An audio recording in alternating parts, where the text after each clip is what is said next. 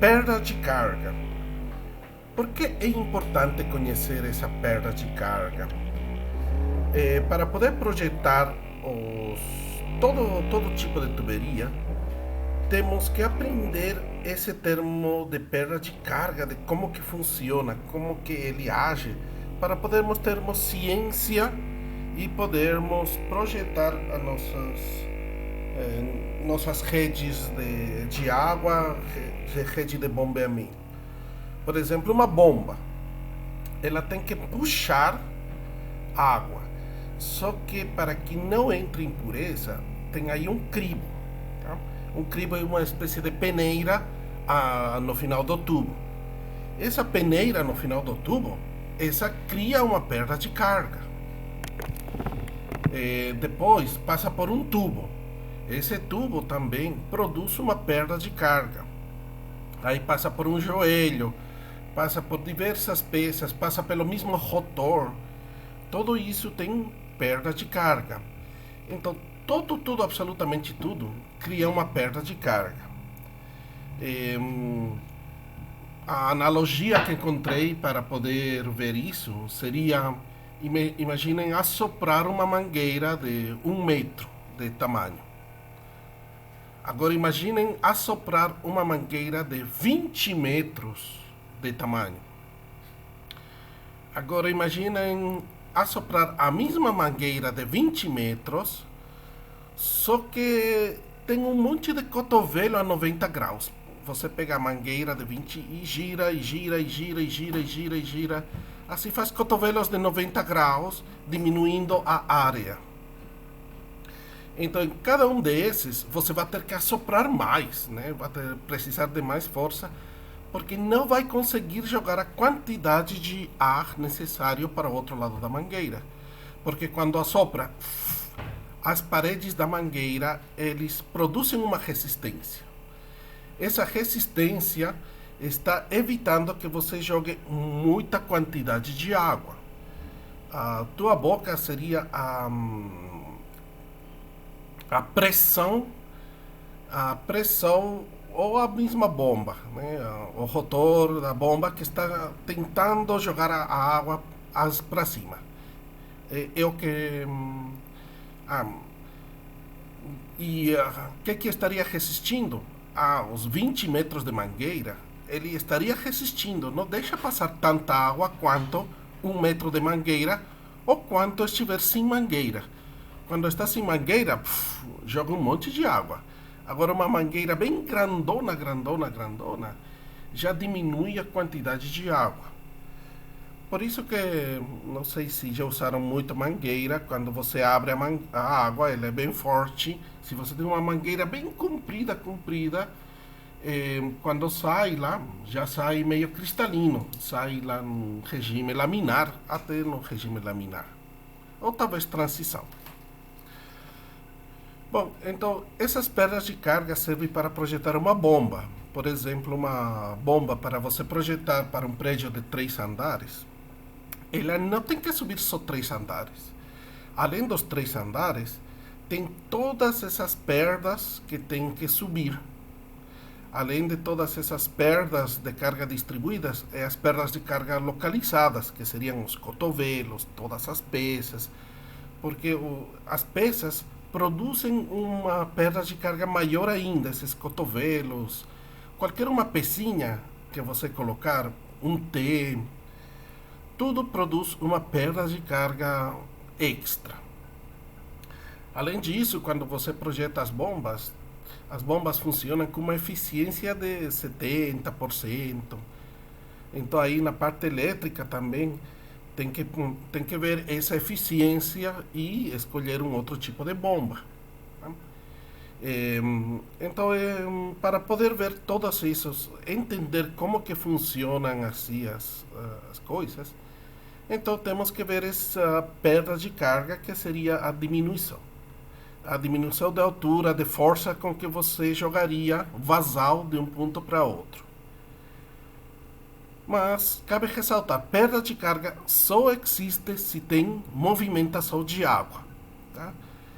Porque se você coloca todos os tubos, preenche com água, mas fecha tudo, aí a água ela vai tender a ficar na mesma altura. Em, bom, eu não sei se lembram de mecânica dos fluidos, aí também o nível de engenheiro, né, que falam, ou de arquiteto, dependendo da cidade, é uma mangueira com água. Essa mangueira com água você coloca aí nos tijolos, por exemplo, para fazer uma parede. Como que o pedreiro deixa a parede com os tijolos bem horizontais? Pega uma mangueira com água, preenche, a água fica no mesmo nível. Então aí ele mede de um lado, ele mede do outro lado, e aí já tem uma linha completamente horizontal. Não precisa um nível laser para isso. Então com a mangueira, aí marca o ponto, coloca um preguinho e aí tem uma fita de nylon que ele amarra e aí ele faz a parede usando isso. E aí vai subindo, subindo e em todas usa uma mangueira com água.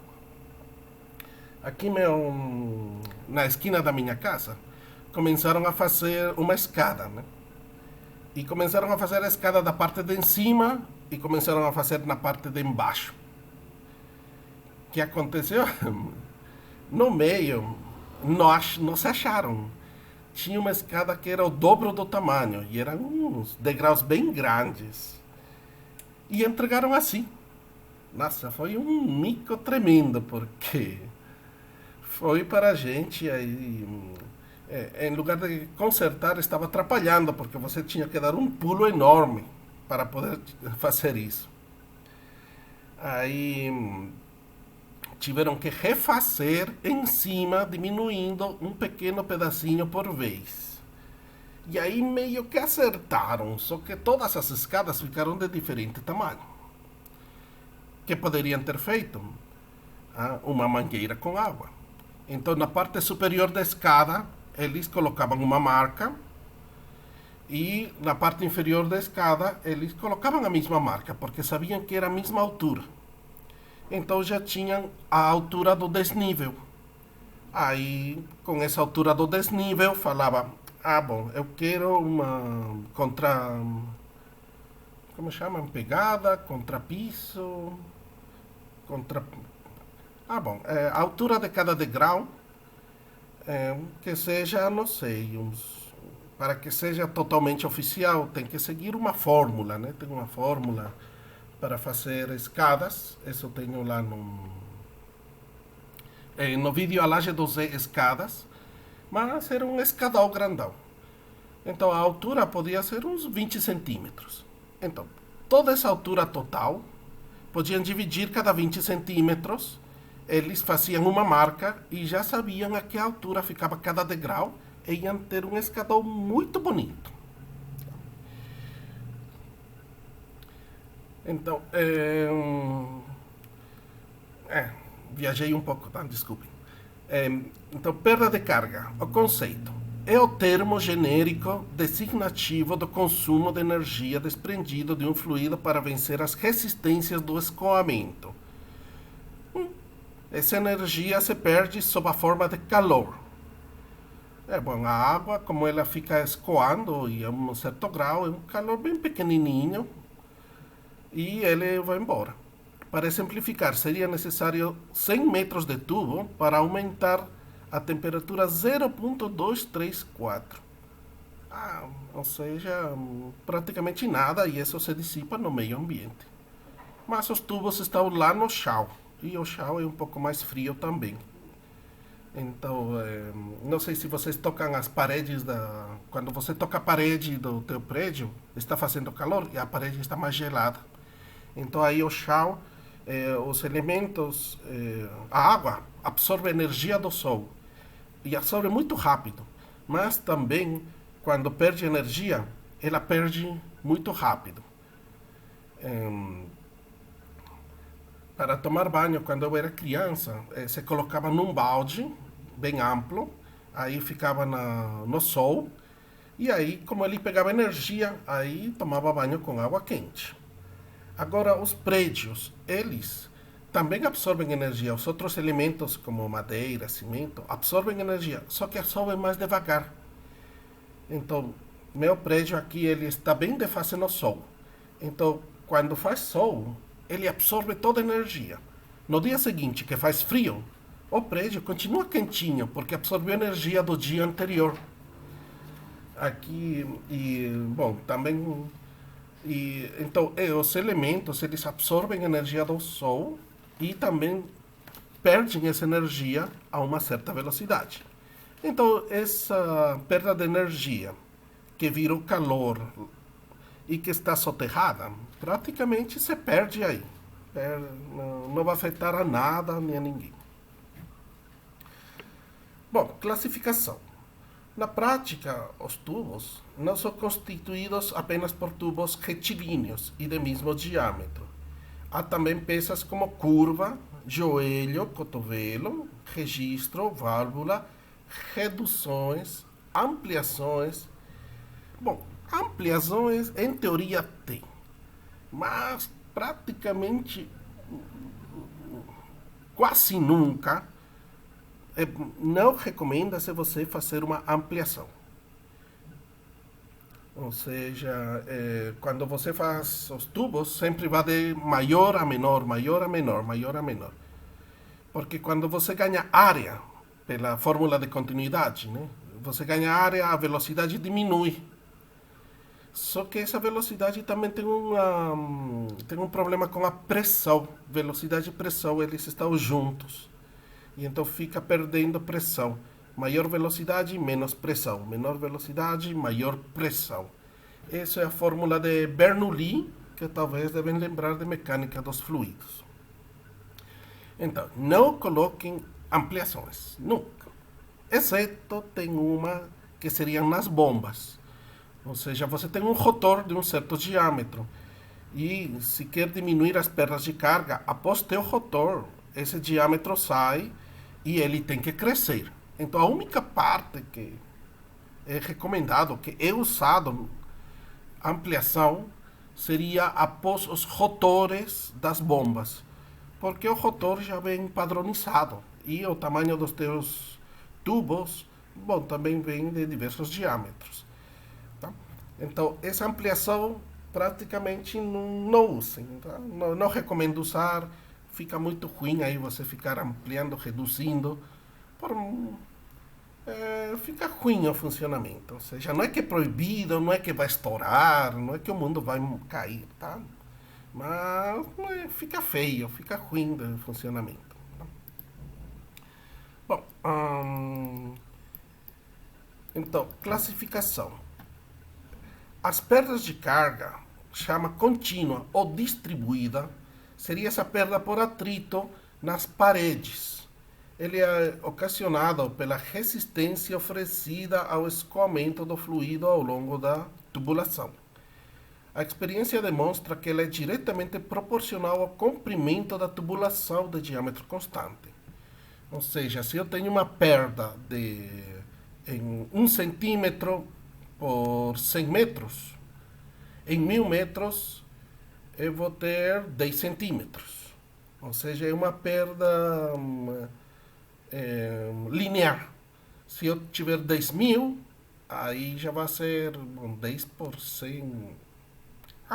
Deu para entender. É uma perda linear. 1 metro, 1 centímetro, 10 metros, 10 centímetros, 100 metros, 1000 centímetros. Então, essa perda de carga é proporcional, então dá para fazer uma fórmula linear, tá? Que seriam as fórmulas que vamos ver, todas as fórmulas são lineares. Agora, a perda de carga acidental, ou localizada, ou singular, dependendo da bibliografia, ocorre todas as vezes de mudança no valor da velocidade ou direção da velocidade. Módulo e direção. Um cotovelo, lembrando aí a prática do banheiro, se é que já fizeram, o registro, ele cria uma perda de carga. O cotovelo, a redução de 50 para 25, o outro cotovelo, o joelho, a curva, o T, todas as peças produzem atrapalham aí atrapalham o fluxo, né? Hum, como falar, a ver, seria como um túnel que todo está indo fluindo e aí justo logo na parede do túnel tem aí uma rebarba, assim uma saidinha, né? Então quando as pessoas tentam passar pelo túnel, justo aí vai diminuir um pouco a velocidade, porque está atrapalhando o fluxo normal das coisas. Então essas cargas acidentais, localizadas, singulares, quando trata-se da rede em geral, ela é bem pequena, porque cada 100 metros você tem um cotovelo, um T, uma cruz. Então, essa é uma carga bem pequenininha. Mas já quando trata-se de bomba, aí tem muitas perdas de carga localizadas. O cribo, tem um redutor, tem essa ampliação após o rotor da bomba, tem cotovelo lá em cima. Então, essas perdas de carga localizadas, mais crítico é quando se projeta as bombas, na parte de recalque, é chamado. Agora, na parte de distribuição, que seriam todos os cotovelos, tudo isso que vocês têm aqui, de que tem essa perda de carga, tem essa perda de carga. Mas ela é usada a nosso favor, essas perdas de carga e perdas de carga distribuídas. Como a nosso favor? Bom, eu tenho um prédio de 7 andares. Então, o que vou fazer? Eu vou começar com diâmetros de 3 quartos, bom, de 25 lá em cima, para que o cara da cobertura não tenha problemas. E após um andar, eu vou colocar o menorzinho, um diâmetro de 20 ou até um diâmetro menor, para perder a carga. Isso para quê? Para eu, que moro no primeiro andar, quando eu abrir a torneira, a água não seja muito forte. Eu quero que seja devagar. Por que quero que seja devagar? Meu cano vai estourar? Não, o cano não estoura. Canos suportam até 80 metros de colunas de água. Mas eles são projetados para 40 metros de colunas de água, tá? Tem um fator de segurança. Então, posso projetar a 40 metros? Pode, só que quando os cotovelos, aí isso você colou, ou seja, o cotovelo soldável é uma cola que vai. Então, vai 40 metros, aí você tem um cotovelo para a tua torneira, então a velocidade da água vai bater 40 metros. A tua mesma torneira, ela vai estourar, vai quebrar, porque 40 metros de coluna de água é muito. Então, todas estas perdas de carga usamos a nosso favor quando um prédio é muito elevado. Então, lá no início, tranquilo, a gente não usa perdas de carga, só na cobertura. Após isso, jogamos um tubo bem pequenininho para criar perdas de carga. Porque por gravidade mesmo, tudo vai cair e todo mundo vai ter água. Tá? Então, tudo isso vamos fazer com... tem também o canal Como Aprender a Usar EPANET. É um software que ele faz todos esses cálculos para a gente. Só que esse software, ele não usa... ele não determina essas perdas localizadas. Mas a gente pode inserir isso no software, modificando o comprimento. Tá? Eu já estou dando um spoiler da próxima aula. Estas cargas, por exemplo, um cotovelo. Eu tenho 10 metros de tubo, mas eu tenho 5 cotovelos. Então, cada cotovelo vai equivaler a 1 metro virtual de tubo. Então, uma das formas, a forma mais comum de determinar as perdas de carga é essa, as perdas de carga singulares. Cada cotovelo tem um equivalente em metros virtuais. Cada T, cada registro tem um equivalente em um valor virtual e na fórmula, em lugar de colocar 10 metros, eu vou colocar 15 metros.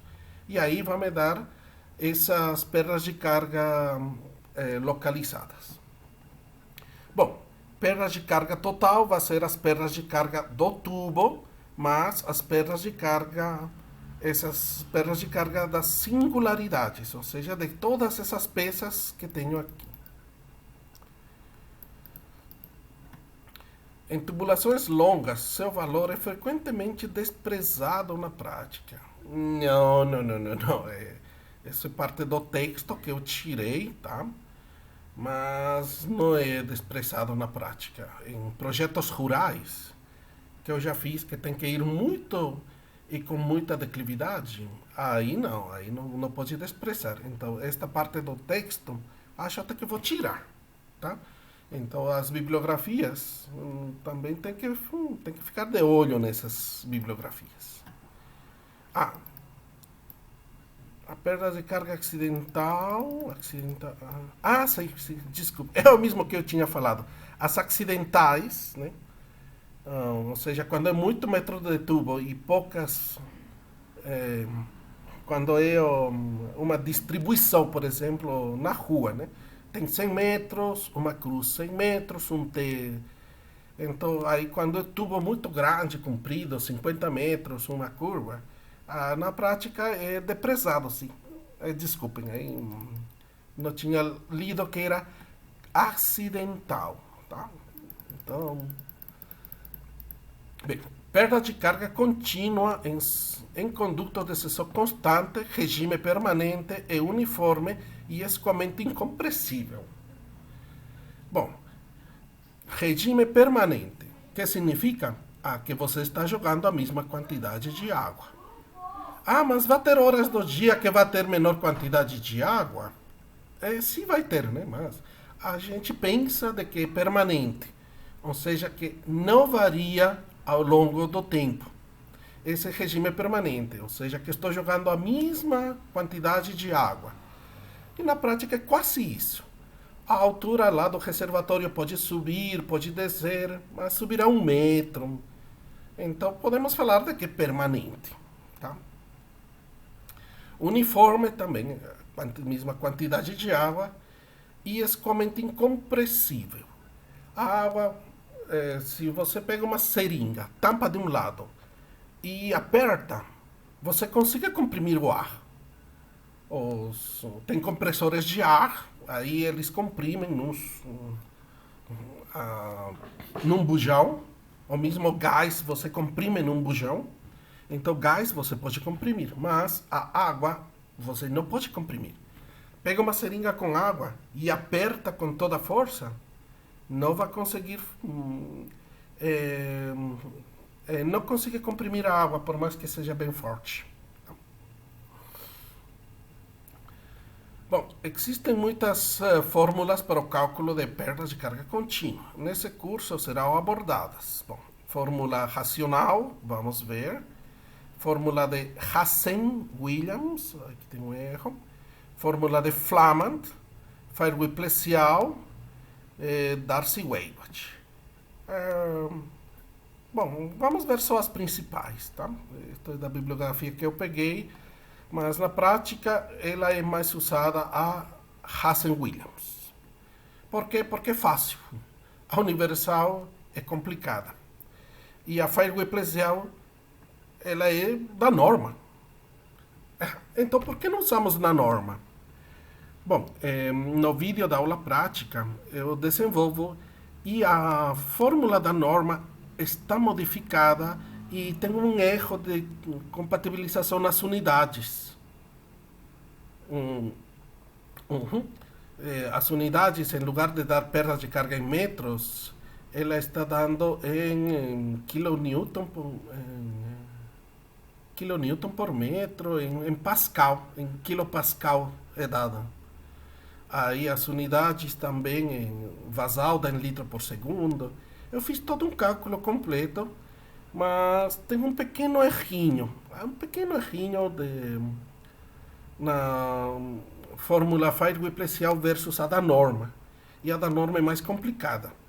Então ninguém usa, porque complicaram demais. Você não pode modificar uma fórmula e falar: modifiquei essa fórmula, usa a fórmula modificada. Não, ela tem que ter uma base científica. Então, os que criaram Fargo especial, eu falo, eu vou usar essa. Só que pela facilidade da fórmula, a maioria usa Hazen-Williams. E só que como agora já temos computadores que resolvem tudo, então a fórmula racional está sendo implementada em todos os projetos, está sendo usado agora universal. Então, quando vocês se formem, o mais seguro é que seja pedido fazer o cálculo pelo universal. Bom, Hazen-Williams e Fargo especial são um pouco mais conservadores. Então, na prática mesmo, pode usar qualquer uma das três, vendo as recomendações. Então, as fórmulas, essas são empíricas, né? Ou seja, é uma aproximação. A única que é certinha seria a universal. Bom, começamos pela mais complicada, que seria a fórmula universal. A fórmula universal tem esta forma. Perda de carga é igual a um fator F. Esse fator F. Multiplica por L. L é o comprimento do tubo. Aí tudo bem. Divide entre D. Aí multiplica pela velocidade ao quadrado.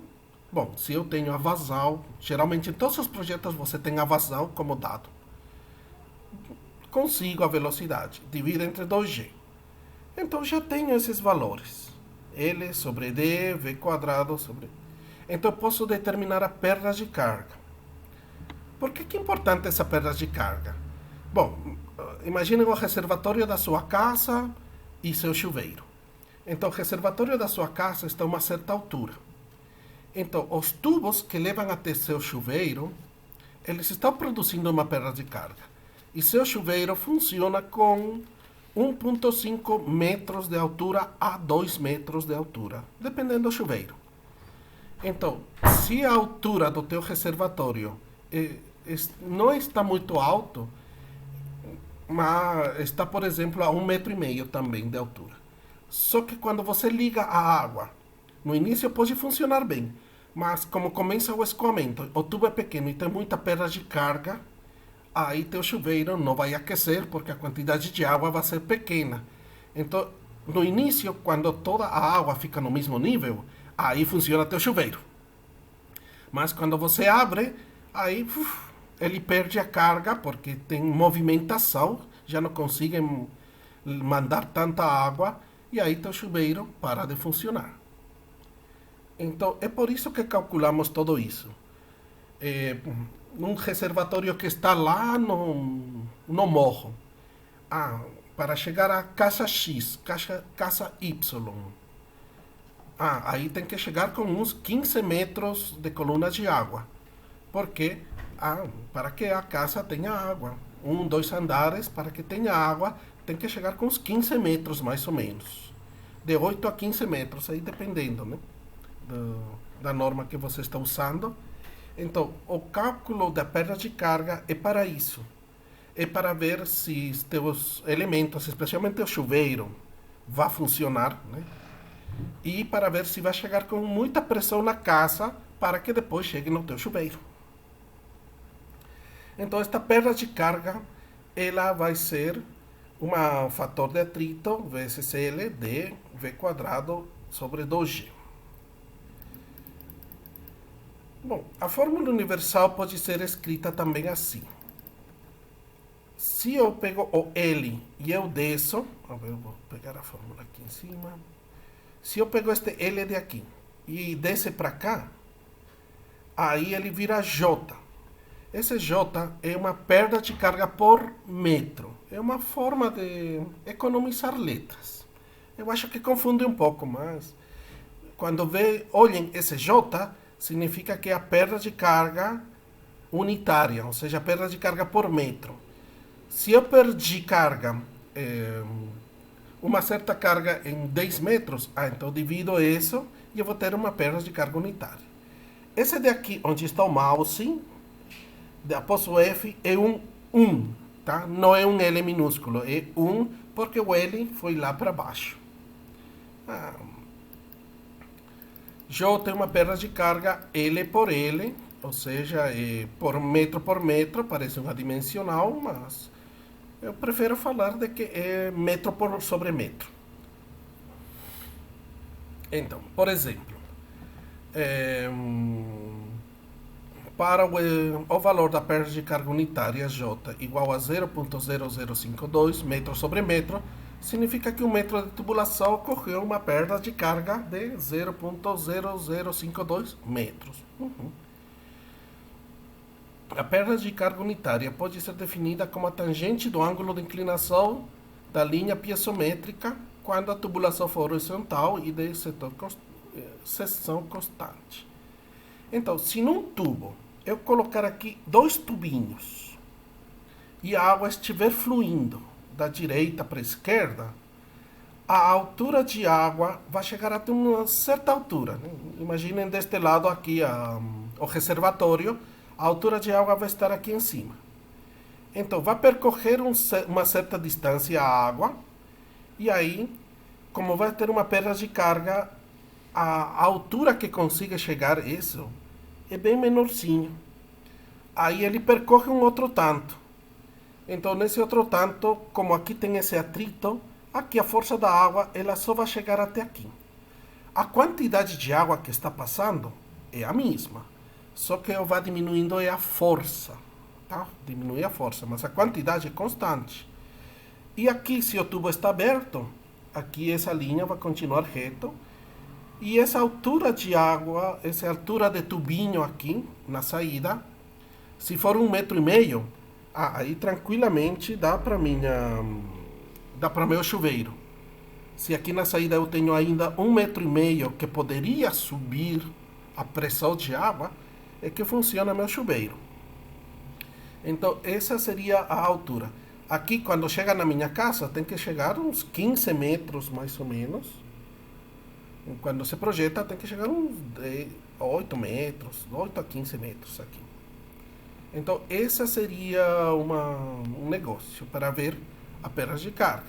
Só que eu não posso pegar meus tubos e ficar fazendo furos e colocando tubos de 15 metros ao longo de toda a cidade, né? Então eu tenho que calcular essas perdas de carga sem criar esses tubos que são chamados de piezômetros. Então aqui estaria representando como que é essa perda de carga na água, tá? A água ela vai diminuindo.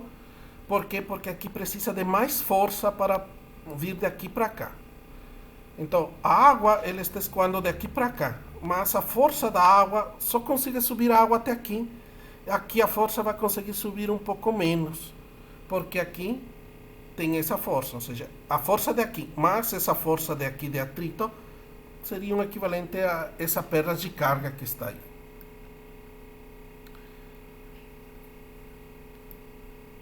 Bom, essa fórmula da tangente, que seria o J, não se usa muito na prática. Tá?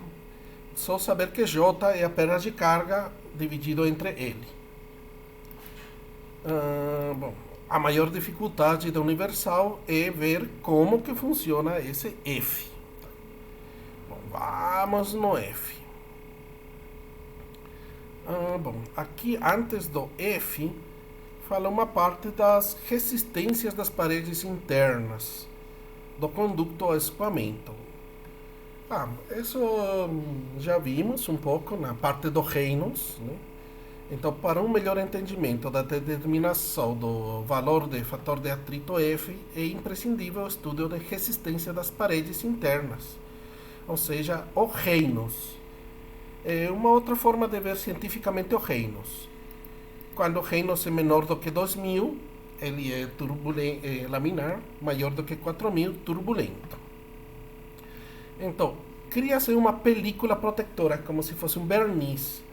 Para calcular o tamanho dessa película protetora, beta igual a 32,5 vezes diâmetro entre Reynolds, raiz desse valor F. Só que para calcular o valor F você precisa de Reynolds. Então aí é uma fórmula de quase quem veio primeiro, o ovo ou a galinha. É por isso que quase nunca é usada esta fórmula, só na parte teórica. Então, como se descobre? iterativo. Eu chuto um Reynolds, verifico. Eu chuto outro Reynolds, verifico. Então assim eu consigo determinar valores iterativos, quando Reynolds fica aqui dentro e fica aqui. Bom, nota-se que quanto maior o número de Reynolds, menor é a espessura da película laminar, relacionando-se o valor B com a rugosidade absoluta, que seria esse comprimento, tá? Rugosidade absoluta seria o comprimento das paredes do tubo, dos grauzinhos lá do tubo. Rugosidade relativa é quando eu pego esse tamanho que eu posso medir e divido entre o diâmetro. Então, rugosidade absoluta é, se B for suficiente para cobrir as asperezas E, ou seja, se for um pouco maior, o escoamento passa a ser chamado turbulento de parede intermediária ou turbulento de transição. Vamos ver a figura 6. Bom, essa seria a figura 6, essa daqui. Figura 6. Então, se essa película B for um pouco maior que a E, então cria essa parede, cria esse verniz, e aí todo o escoamento vai ficar laminar. Já se for menor, como vemos aqui, o B, então aqui todo esse fluxo fica batendo, bate aqui nas imperfeições das paredes e cria-se o fluxo turbulento. Esse valor de B bem quase nunca é usado, só saber que existe, né? É interessante ter em mente que o valor de B decresce com o aumento de Reynolds, ou seja, com a velocidade isso vai diminuindo. Por isso o tubo pode se comportar como liso para um fluido e rugoso para um outro fluido. Ainda que o mesmo fluido do tubo pode se comportar como liso nas baixas velocidades. Quando vai devagarzinho, por exemplo, óleo é diferente do que petróleo, que é diferente do que água. Então o comportamento é diferente.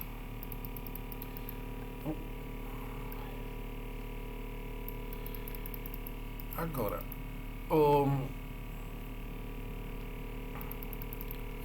determinação do coeficiente de atrito. Bom, como já deu um tempo, eu vou parar por aqui e na próxima aula vamos ver como determinar o F e as outras coisas.